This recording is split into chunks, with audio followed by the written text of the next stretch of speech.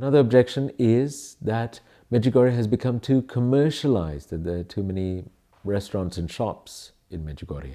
Now, first of all, I want to know, why is this an objection to the authenticity of the apparitions?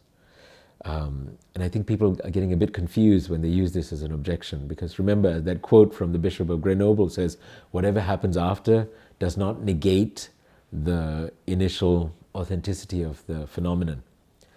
So, is Medjugorje too commercialized? First of all, I think people who object to Medjugorje being too commercialized have probably never been to Lourdes.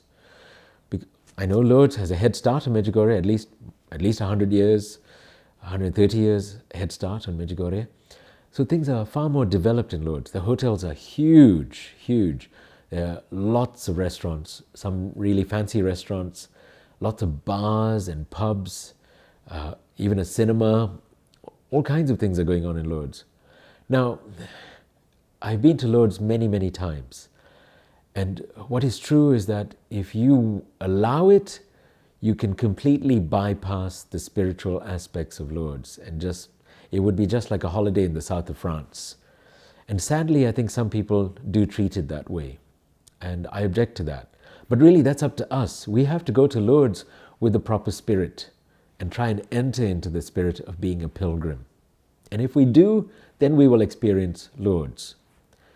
And the same applies to Medjugorje. I think yes, it's possible you could come to Medjugorje and completely bypass all the graces God is giving there. But that's up to you. If you don't like the commercialization, don't shop. Don't go into the shops. If you don't like the restaurants, don't go there.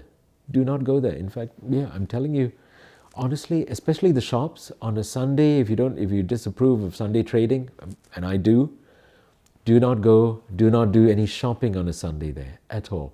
Let them all close. Let them all respect the Lord's day and shut and keep it as a holy day. Fine.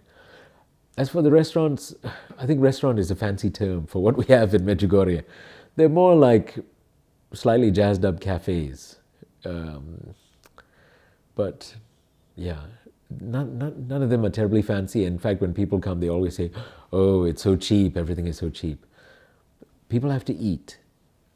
So there are places that cater for that. But there's not that many. I think it is a shame when a pilgrimage site develops too much.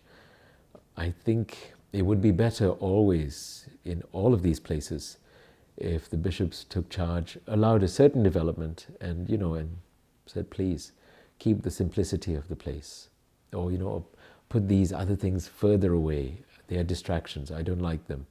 I don't think they should be in Lourdes or Fatima or Medjugorje or any other shrine.